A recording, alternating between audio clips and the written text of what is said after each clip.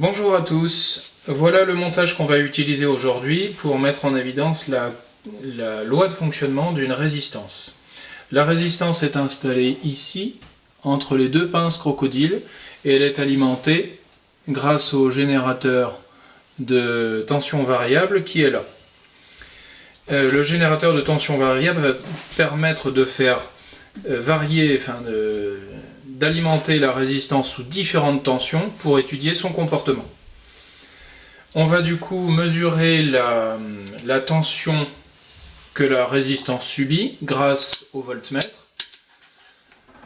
On sélectionne d'abord le calibre avant de le brancher dans le circuit. Calibre 20 volts, ce sera sûrement suffisant, vu que le générateur fournit au maximum 12 volts. La tension se mesure en branchant le voltmètre en dérivation aux bornes du dipôle. Comme ceci. Et on voit apparaître la tension de 1,75 volts à peu près. On va mesurer l'intensité qui traverse la résistance en branchant l'ampèremètre. On sélectionne d'abord le calibre. Vu qu'on a des composants assez petits, on peut se mettre sur le calibre 200 mA, c'est-à-dire qu'il peut mesurer des courants jusqu'à 200 mA. Ce sera sans doute suffisant. L'ampèremètre se branche en série. Il faut donc ouvrir le circuit.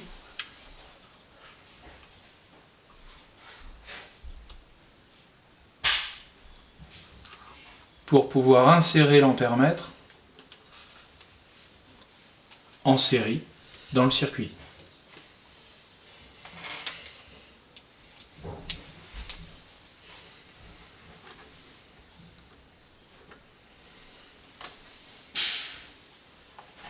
Borne COM qui permet de refermer le circuit.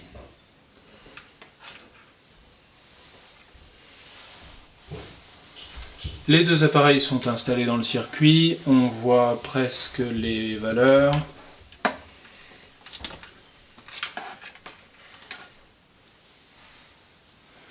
La résistance est ici. Voilà. Donc là, on a une première mesure qui s'affiche avec une certaine tension et en conséquence un certain courant qui traverse la résistance.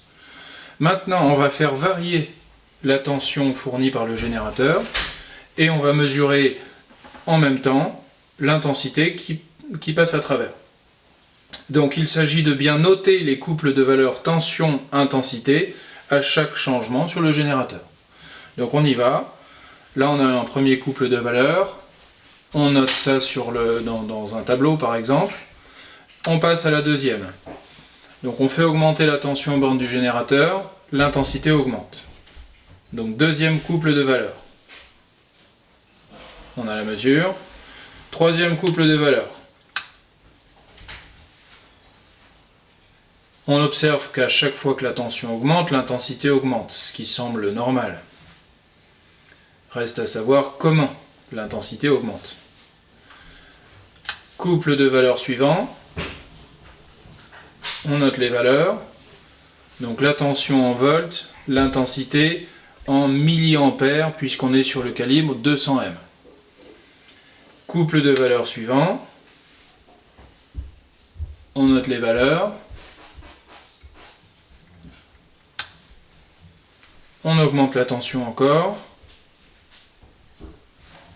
Et dernière valeur de tension. On a tout.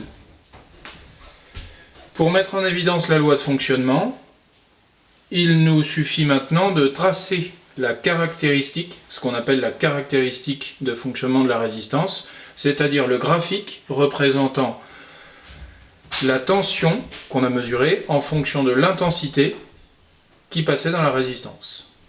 Et ensuite, on modélise la courbe qu'on aura obtenue et on essaye d'interpréter. Voilà.